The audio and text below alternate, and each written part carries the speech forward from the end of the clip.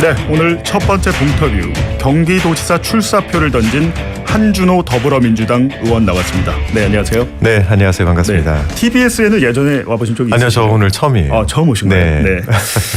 네, 근데 오늘 웃으면서 시작을 못 하겠는 게요. 조금 전에 그 장동혁 국민의힘 대표가 네. 사실상 어제 윤석열 1심 내란을 인정한 무기징역 선고에 대해서 불복을 했거든요. 네, 그래서 제가 그렇지 않아도 제 개인 SNS에 오늘 입장을 내고 들어왔는데요. 좀 국민의 눈높이에 맞지 않는 그 재판 1심 선고가 나왔다라고 이야기하고 있는 와중에 제1야당의 대표, 특히나 이 내란에 대해서 책임이 있는 당의 대표가 이것을 불복한다.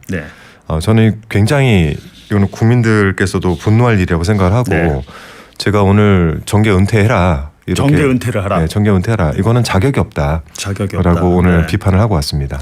그러니까 지금 오늘 장동혁 대표 쓴 그 이야기를 보면 판결문 곳곳에서 발견되는 논리적 허점들이 지기현 판사가 남겨놓은 마지막 양심의 흔적들이라 믿는다 이렇게 썼거든요. 근데 어제 사실 지기현 재판장이 그 선고문을 읽어 내려갈 때 그 내용과 형량이 조금 이상하다. 앞뒤가 맞지 않는다. 이런 지적들은 있었어요. 네, 맞습니다. 뭐 그 안에서 이제 주장을 했던 바들이 한 3개의 꼭지 정도를 담고 있었는데 저는 이 내란과 관련해서 그 지기현 재판부가 해석을 하는 부분들에 있어 상당 부분 윤석열 측의 입장들을 많이 반영을 했다라고 생각을 하고 있습니다. 모든 국민이 그날을 지켜봤고 모든 국민들이 그날을 함께 겪어왔는데 왜 도대체 사법부 특히 지기현 재판부에서는 그런 것들을 나몰라라 하고 이런 결과를 냈는지에 대해서 다 분노하고 있는 것 아니겠습니까? 그래서 저는 오늘 이 장동혁 대표는 아주 극히 일부의 극우 세력들만 바라보고 정치를 하는 것이 아닌가. 이런 사람은 제1야당의 대표로서 자격이 없다 이렇게 생각을 합니다. 정계를 은퇴하라 이렇게 지적을 하셨군요. 그런데 보면 12.3 내란 당일에 이재명 민주당 대표가 한준호 의원실로 피신했다. 이 에피소드는 알려져 있었는데 그때 이제 두 분이 왜 거기로 가신 거예요? 어떤 이야기를 나누는지. 저도 이제 인근에 있었고 당시 이재명 대표께서도 굉장히 빨리 들어오셨어요. 저는 이제 본청을 한 바퀴 돌아서 본청 상황을 확인을 하고 그리고 나서 국회의원 회관 쪽으로 들어왔습니다.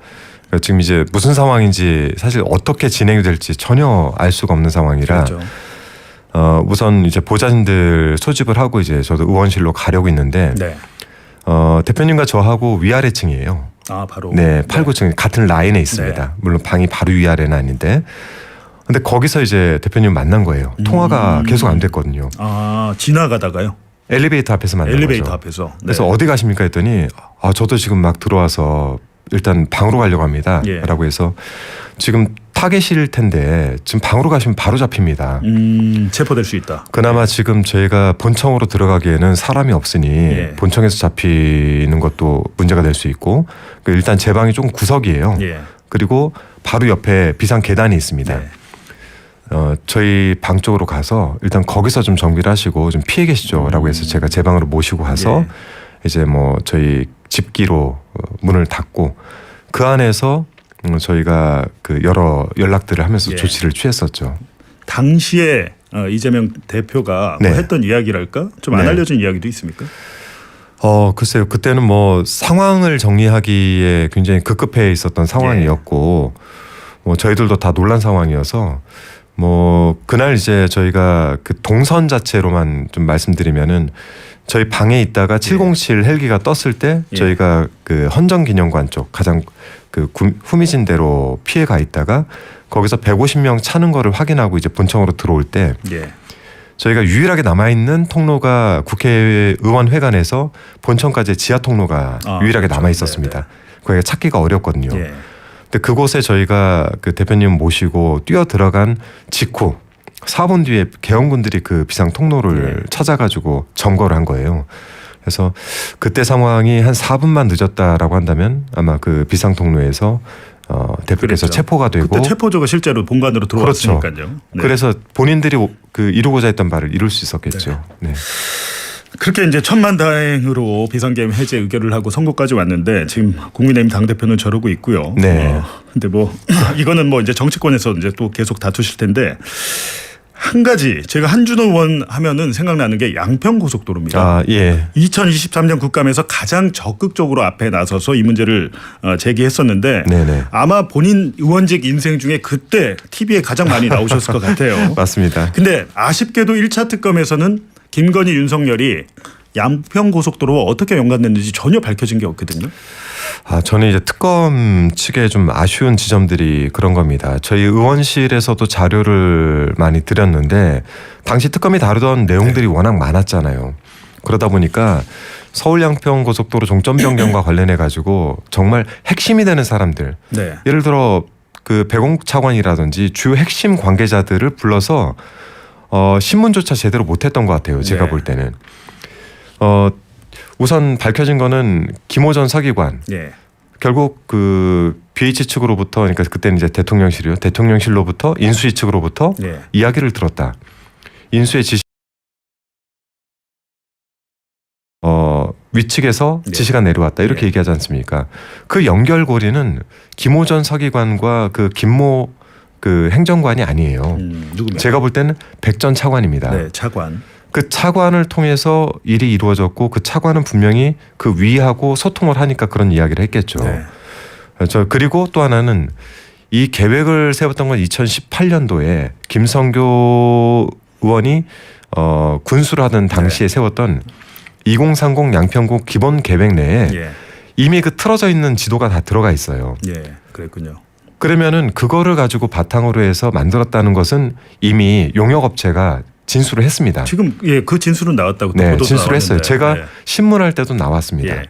그렇기 때문에 김성교는 그 지도를 누구에게 어떻게 전달했는지, 네. 그리고 이런 컨펌은 누가 했는지, 이거를 누가 중간에서 어레인지를 했는지, 네. 이것만 밝히면 되는데 제가 볼 땐 특검이 그 단계까지 가지 못했던 것 같습니다.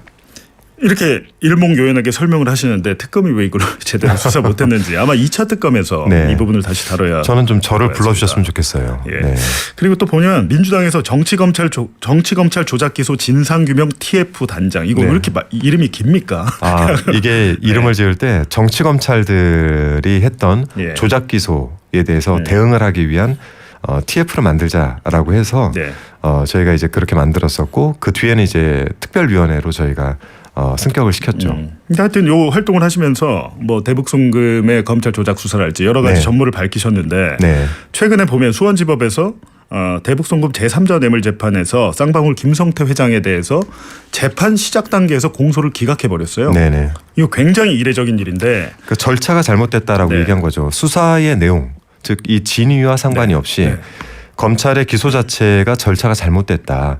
한 사안을 가지고 두 가지로 그렇죠. 기소를 하다 네. 보니까 이 그 절차가 잘못됐으니 공소를 기각한다 이렇게 된 거라 지금 이제 검찰 측에서는 이제 항소를 해놓은 상태이고요. 예. 네. 근데 결국에는 이게 검찰이 그걸 모를 리도 없고 네. 지금 이화영 전 부지사에 대해서도 공소기각을 검토하겠다 그랬고 그렇다면 네. 결과적으로 이게 당시에 이재명 민주당 대표를 잡기 위해서 네. 제거하기 위해서 만든 조작 불법 수사다라는 것을 방증하는 사건이 아닌가. 저도 이제 네. 비슷한 시각을 가지고 있습니다. 저희가 정치검찰 조작기소 대응 특별위원회를 만들어서 제가 이 안에 위원들을 어떤 분들을 모셨냐면 당시 관련된 사건들을 담당했었던 변호사 예. 또는 그 변호사 중에서 국회의원이 되신 분들로만 구성을 네. 했어요. 그래서 사건들을 두 분씩 배당을 해가지고 예. 저희가 집중적으로 파고들었죠. 저도 수원구치소를 아주 여러 차례 다녀왔었고 예. 그 안에서 이화영 전 부지사, 조경식 네. 전 부회장 등을 만나면서 여러 차례 저희들도 이제 관련 내용들을 검증하고 법무부의 감찰 요구를 6차례를 네. 했고 그리고 대검 등에 저희가 이제 고발들도 진행했고 그 사이에 밝혀진 것들이 꽤 있습니다. 저희 결론도 마찬가지입니다. 이거는 완벽한 조작 기소다. 그리고 이제 제가 취재하기로는 지금 그 일종의 이제 이 사건 관련자 중에 KH그룹 배상윤 회장 있잖아요. 네네. 캄보디아로 도피한 걸로 알려진. 네네. 제가 취재하기로는 그 배상윤 회장이 한준호 의원을 좀 연락하고 싶고 만나고 싶다 이런 얘기가 있거든요. 네네. 근데 그분이 들어오면 이 사건의 조작 수소 전모가 네. 드러날 가능성이 높은데 네. 관련해서 좀 연락을 하시거나 한 건 없나요? 사실 뭐 이제 중간을 통해서 저한테 네. 예. 뭐 배상윤, 김성태 등 이렇게 그 연락이 오긴 했는데 예. 제가 이 얘기는 했습니다. 좀 전달을 해달라. 예.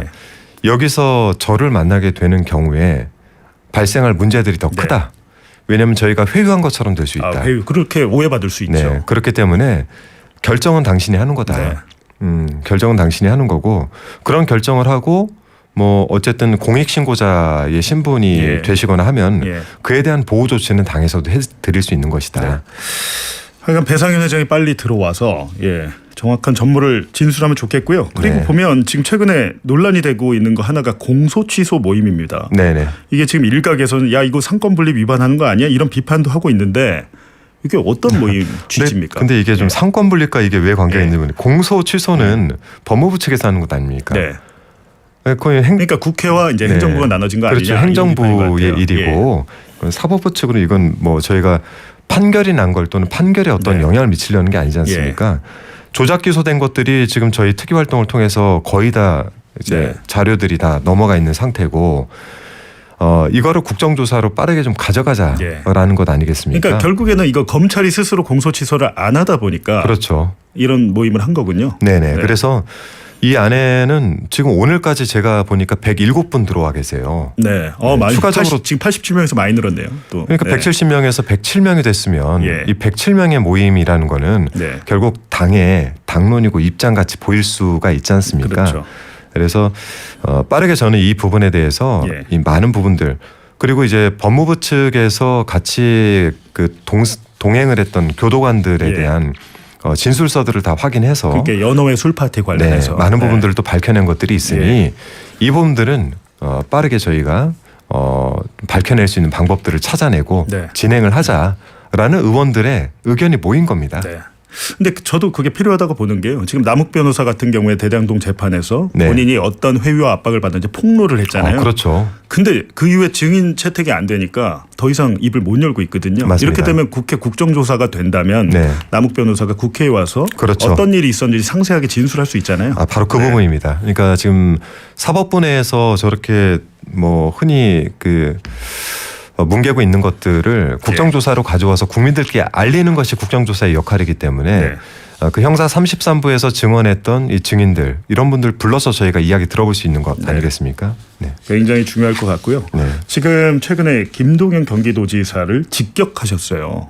직격하셨는데 이게 지금 무슨 말인가? 김용 전 부원장에게 그러시면 안 됩니다 이러면서 이제 SNS를 올리셨는데 이게 어떤 스토리가 좀 있었던 모양이죠? 우선 이제 김용 전 부원장이 오늘 오후 2시에 이제 북콘서트를 합니다. 거기 이제 저희 같은 경우는 이제 초대를 받아서 가는데 김동연 지사는 아마 초대가 안 됐겠죠.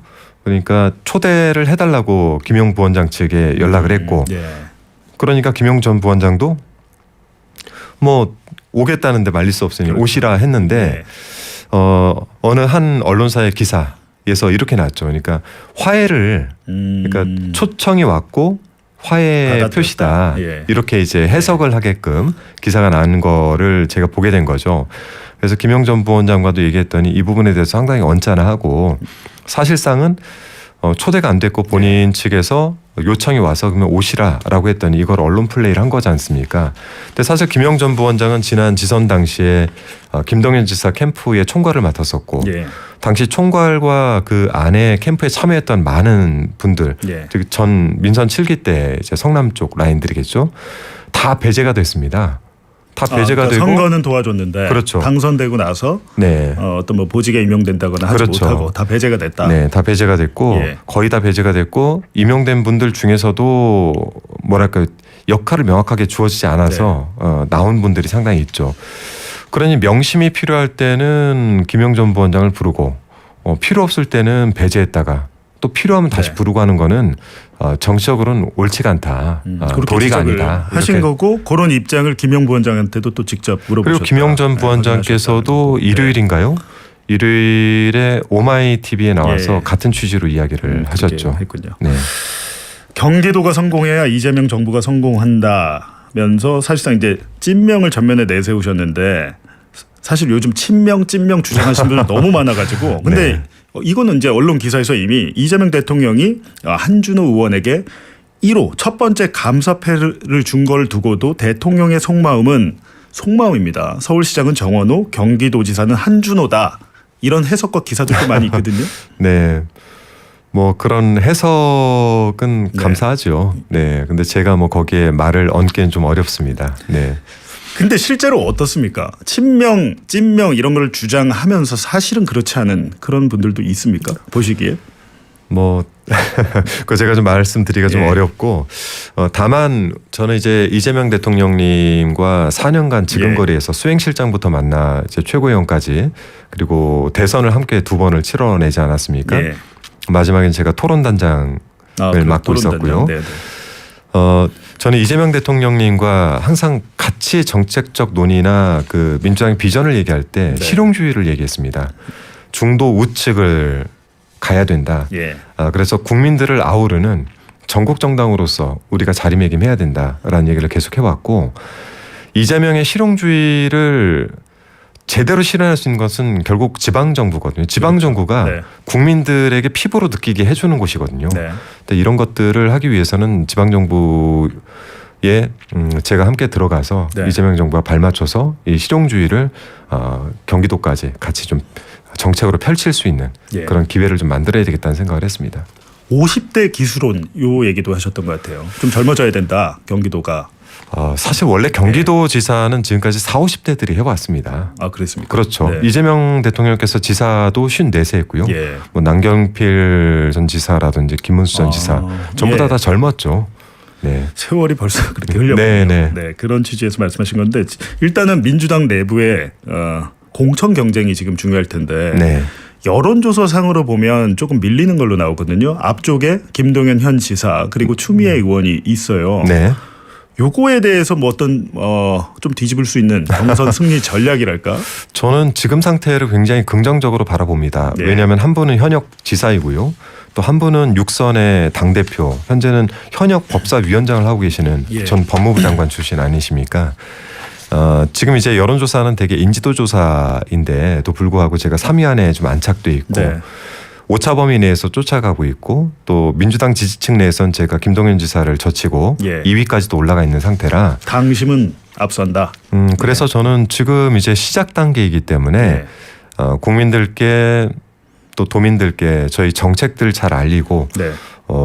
특히 경기도는 이 도정 활동을 통해서 경기도민들의 삶을 낫게 하는 곳이지 예. 다른 곳에 발판이 되는 곳이 되어서는 안 된다는 생각을 가지고 있습니다. 네. 한편에서는 이런 것들을 잘 어필해서 뭐 조금 더 추격을 박차를 가도록 그러면 하겠습니다. 한준호 의원 입장에서 추미애, 김동연 둘 중에 누가 더 좀 껄끄럽다거나 경쟁 상대로 치면 예. 제가 지금 뭐 2위, 3위 하고 있는 입장에서 예. 뭐 껄끄러울 분은 없죠. 당연히 다 제가 추격을 해야 되는 분들이기 때문에 예.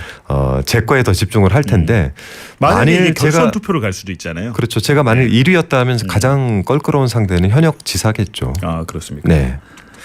그런데 또 공교롭게도 지난 명절 연휴에 모란시장 가셨네요. 네. 근데 그렇습니다. 거기 똑같이 추미애 의원이 또 모란시장을 찾았는데 알고 계셨어요? 네, 동선은 겹치지 않았고요. 예. 네, 와 계신 건 알고 있었습니다. 워낙 넓어서 모란시장 가서 이제 민심을 청취해 보니 어떤 얘기들을 하시던가요? 제가 그 명절 기간 동안에 굉장히 많은 전통시장들을 다녀봤는데 예. 이렇게 얘기합니다. 이재명 대통령 되니까 좋다. 예. 뭔가 바뀔 것 같다라는 희망이 하나 있었고 두 번째는 경제 지표가 보이는 걸 보니 이재명이 일을 잘하는구나라는 얘기가 있었습니다. 다만 아직까지 우리한테는 체감되지 않는다. 그래서 얼마 전에 대통령도 통인시장을 방문하셨던 것 같습니다. 네, 맞습니다. 네. 그래서 제가 이제 그 항상 말씀드리는 게 중앙 정부는 기획을 하는 것이고 예. 지방 정부는 이걸 실행하는 곳입니다. 그렇죠. 그 지방 정부 단까지 아직 이재명 대통령의 이 실용주의가 잘 전파돼서 시행되기까지는 네. 좀 시간이 걸리거나 아직까지는 잘 되고 있지는 않구나라는 걸 좀 느꼈습니다. 공약 중에 내세우신 공약 중에 저는 가장 마음에 드는 게 저도 고양시에 산 적이 있거든요. 네. 근데 사실 고양시에 사시는 분들은 분당 그쪽과 비교를 많이 해요. 처음에 시작할 때 90년대는 고양시 일산 집값이 더 높았다고 하대요. 근데 제가 지금은 2004년 일산 들어갈 때 그때 분당과 집값이 비슷했습니다. 그렇다고 네. 하던데 지금 너무 많이 차이가 나서 네. 지금 보시면 4대 실행 전략을 공약으로 제시하셨는데 네. P10 프로젝트, 네. 판교 10개 만들기, 네. 그 GTX-R 네. 이거는 그러니까 GTX를 수도권 초광역급행 이렇게 원형 형태로 뭐 순환시킨다 그 말입니다. 그렇죠. 이제 판교 10개 만들기를 통해서 예. GTX 링은 이게 서울로 가는 GTX가 아니고요. 네. 경기도를 엮는 GTX입니다. 그래서 거점들을 엮어서 거점 간의 30분 권역으로 만드는 예. 게 GTX 링의 핵심이고요. 그 GTX 링에 현재 기존하는 광역교통을 같이 연결해서 서울과 경기도 내를 전체 30분으로 묶는 겁니다. 요거는 좀 획기적이긴 하네요. 왜냐하면 네. 고양시에서 있다가 파주만 가려고 해도 굉장히 그렇죠. 어렵습니다. 맞습니다. 그리고 예를 들면 고양시에 있다가 경기도 부천을 가려고 해도 굉장히 어렵고요. 네. GTX-R 수도권, 그러니까 경기도를 하나의 원으로 묶어서 GTX를 그렇죠. 정확하게는 GTX 링입니다. GTX 링. 네. 예. 그리고 30분 교통권 실현. 네. 이거는 뭡니까? 그게 바로 기존 광역교통과 GTX 링을 연결하는 겁니다. 네. 네. 그리고 권역별 4개 행정복합 캠퍼스를 만들겠다. 네. 이렇게 말씀하셨는데 지금 김동연 지사 같은 경우는 경기 북부 특별자치도 뭐 이런 거를 추진을 했었는데 네. 거기에 대해서 명확하게 반대 입장을 밝히셨던 것 같아요. 경기를 북부를 떼내서 특별자치도를 만들게 되면 예. 기존의 특별자치도를 보면 됩니다. 강원, 전라 여기는 특별자치도란 이름은 있지만 예. 실질적인 권한과 예산이 이관이 안 돼 있어요. 네. 그렇게 되면 경기 북부를 떼내서 특별자치도란 이름은 달아줄지 모르겠지만 권한과 예산이 제대로 이관이 될까 예. 또는 특별한 예산이 더 만들어질까에 대해서는 불투명한 것 아니겠습니까? 그렇죠. 기존에 있던 강원도나 전라북도도 잘 안 되고 있는데 그렇게 되면 경기 북부 지역은 더 고립됩니다. 그래서 여기는 오히려 특별한 혜택을 줘야 되는 별도의 스킴, 제도를 만들어야 되는 예. 거죠.